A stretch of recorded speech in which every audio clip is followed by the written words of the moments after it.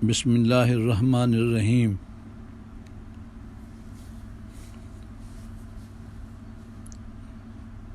حضرات عازمین حج اور عمرہ، میں حج بدل کے طریقہ کے متعلق ایک بیان ریکارڈ کرا رہا ہوں، کیونکہ بعض حضرات نے حج بدل کے مسائل پوچھے ہیں۔ تفصیل کتاب میں دیکھی جا سکتی ہے۔ حج بدل کرانے والا شخص جس کی طرف سے حج بدل کیا جا رہا ہے، وہ خود یا اس کے وارث اور ولی، والدین وغیرہ، وہ جس آدمی کو حج بدل کے لیے بھیج رہے ہیں، وہ آدمی حج بدل کرنے والا بمنزلِ وکیل کی ہوتا ہے، اور جو بھیجنے والا ہوتا ہے وہ موکل ہوتا ہے۔ بھیجنے والے کو عامر بھی کہتے ہیں، اور جو حج بدل کرنے والا ہوتا ہے اس کو مامور کہتے ہیں۔ حج کی 3 قسمیں ہیں۔ حج افراد، کہ صرف حج کا احرام باندھا جائے،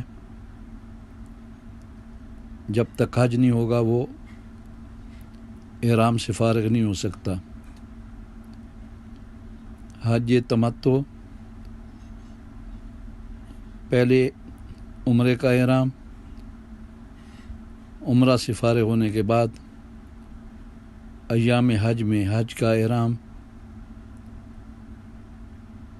اس دونوں کے درمیان بندہ فارغ رہتا ہے اور احرام کی پابندیاں نہیں ہوتی۔ اور حج قران، بیک وقت آدمی عمرہ اور حج دونوں کی نیت کرتا ہے، اس کو حج قران کہتے ہیں۔ آج کل کے عرف اور رواج کے مطابق عموماً پاکستان سے، انگلینڈ سے اور دیگر ممالک سے حج بدل کرانے والے لوگ مطلقاً حج کا نام لیتے ہیں اور کسی حج کی تصریح نہیں کرتے۔ جانے والے کو یہ نہیں کہتے کہ ہماری طرف سے فلانا حج ادا کرنا ہے۔ تو اس لیے عرف اور رواج اور شہرت کے مطابق پیسے دینے والے یا تو لا علم ہوتے ہیں، یا علم ہونے کے باوجود انہیں پتہ ہوتا ہے لیکن کسی حج کا نام نہیں لیتے۔ ایسی حالت میں حج تمتع معروف ہے، مشہور ہے۔ تو حج بدل پر جانے والا پہلے عمرہ کرے گا اور پھر عمرہ سے فارغ ہونے کے بعد وہاں مکہ میں قیام کرے گا اور پھر حج کرے گا۔ حج بدل پر بھیجنے والے حضرات جو کہ موکل ہوتے ہیں، اس حج کے معاملات میں حج کرنے والا وکیل ہوتا ہے۔ تو حج کرنے والے پر دی گئی رقم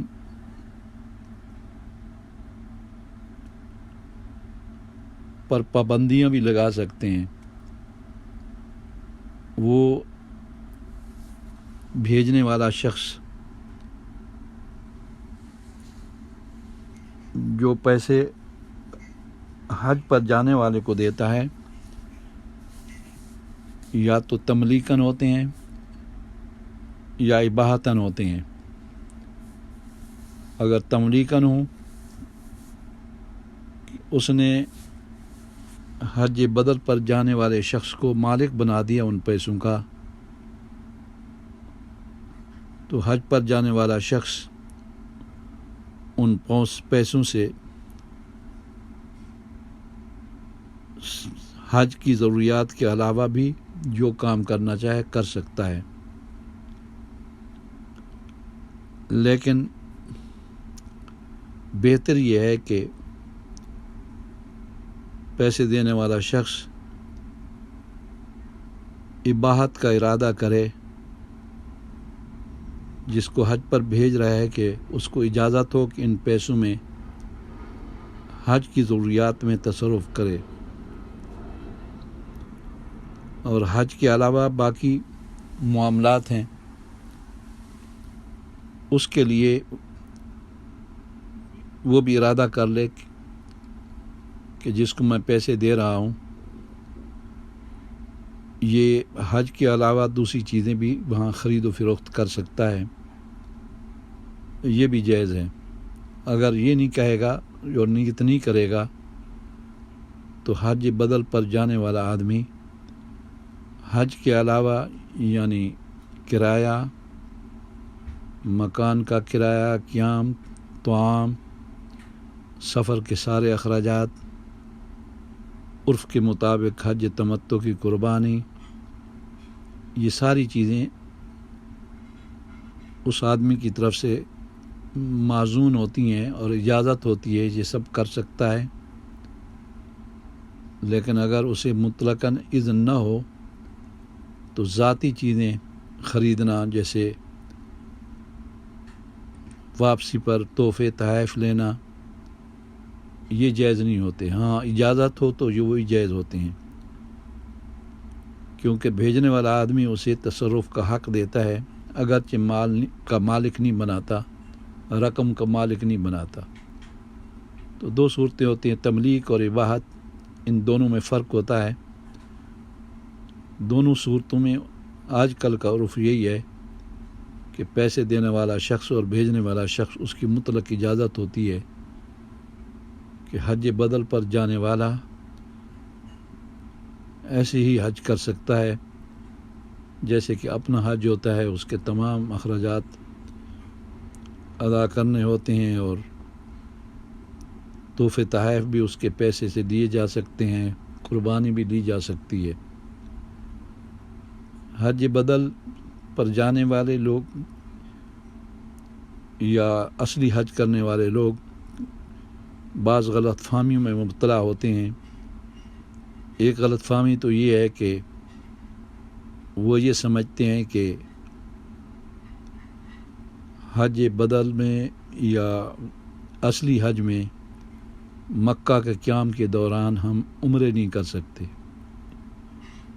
یہ غلط فہمی ہے، جتنے عمرے چاہیں کر سکتے ہیں، چاہے سیدہ عائشہ صدیقہ رضی اللہ تعالی عنہ کی مسجد سے اور یا جیرانہ سے، چھوٹے عمرے جن کو کہا جاتا ہے، دونوں کیے جا سکتے ہیں۔ جتنے دن قیام ہے روزانہ بھی کر سکتے ہیں، ایک بھی کر سکتے ہیں، اور طواف بھی کر سکتے ہیں، روزانہ طواف کریں، 5 مرتبہ طواف کریں، یہ سب کچھ کیے جا سکتے ہیں۔ اور بعض حضرات کو یہ غلط فہمی ہوتی ہے کہ حج بدل پر جانے والا شخص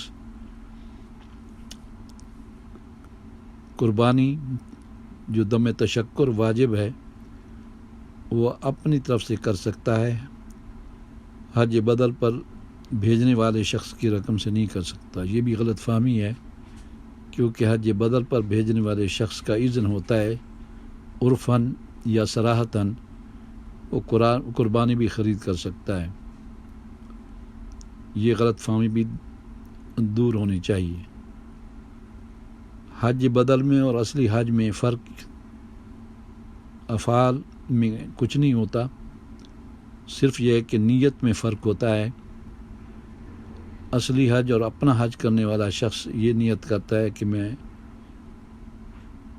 نیت کرتا ہوں عمرہ کی، اللہ تعالیٰ اس کو آسان بنائے اور قبول فرمائے، اور اس کے بعد تلبیہ پڑھتا ہے۔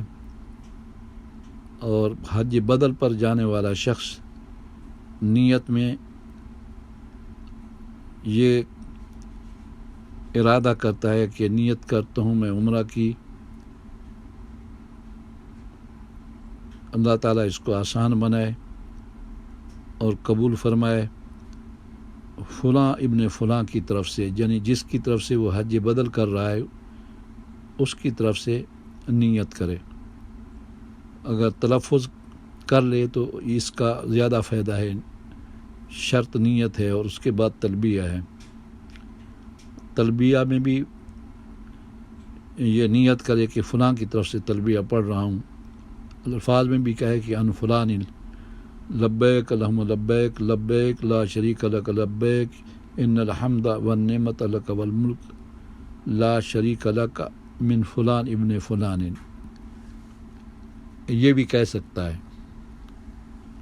اور حج کے احرام کے بعد بھی، احرام کے وقت بھی حج کی جب نیت کرے گا تو حج بدل پر جانے والا یہ کہے گا کہ میں حج کی نیت کرتا ہوں، اللہ تعالیٰ اس کو آسان بنائے اور قبول فرمائے، فلاں ابن فلاں کی طرف سے، جس کی طرف سے وہ حج بدل کرنے جا رہا ہے۔ اور تلبیہ میں بھی حج کی نیت اور تلبیہ، اسی کا نام احرام میں داخل ہونا ہے اور اسی کا نام احرام ہوتا ہے۔ جو کپڑے ہوتے ہیں وہ تو یونیفارم ہوتے ہیں، جس کی تفصیل میں دوسری ویڈیو میں ریکارڈ کرا چکا ہوں۔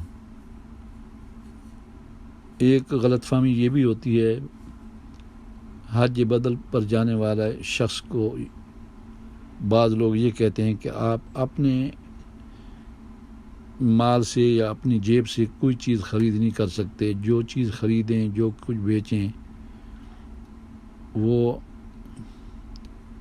جو حج بدل پر بھیجنے والا ہے اس کی طرف سے ہونی چاہیے۔ تو یہ ضروری نہیں ہے حج بدل پر جانے والا اپنے مال کو بھی حج بدل میں خرچ کرے، تو اس میں کوئی حرج نہیں ہے اگر عرف ہو تو۔ مثال کے طور پر احرام کے کپڑے ہیں، اگر اس کے پاس پڑے ہوئے ہیں تو وہ دوسرے احرام کے کپڑے خریدنے کی بجائے وہی اپنے کپڑے پہن لے، اس نیت سے کہ یہ کپڑے گویا کہ میں موکل کی طرف سے پہن رہا ہوں اور اس کی اجازت سے یہ میں پہن رہا ہوں۔ واضح ہے کہ جب کپڑے پہنے گا، دو چادریں پہنے گا، تو بھیجنے والا شخص اس پر تعرض نہیں کرے گا۔ اگر وہ تعرض کرے تو پھر تو اجازت نہیں ہے، پھر تو احرام کے کپڑے حج بدل پر بھیجنے والے کے مال سے پہننا ضروری ہے۔ اگر تعرض نہ کرے تو پھر کوئی حرج نہیں ہے، اجازت ہوتی ہے۔ یہ ساری باتیں آپ حضرات کے لیے ریکارڈ کرا دی ہیں، باقی اقوال اور اعمال دوسری ویڈیوز میں بیان کر چکا ہوں، ان کو آپ سن لیں اور یاد کر لیں۔ حج بدل کے حوالے سے ابھی میں نے ریکارڈنگ نہیں کری تھی، آج میں یہ ریکارڈ کر کے آپ لوگوں کو بھیج رہا ہوں۔ مدینہ منورہ جانے کا طریقہ اور آداب، ان کا ذکر بھی میں کر چکا ہوں اور ریکارڈ کر کے بھیج چکا ہوں۔ اللہ تعالیٰ حج بدل پر جانے والوں کا حج اس آدمی کے حق میں قبول فرمائے جس نے ان کو بھیجا ہے، آمین، والسلام۔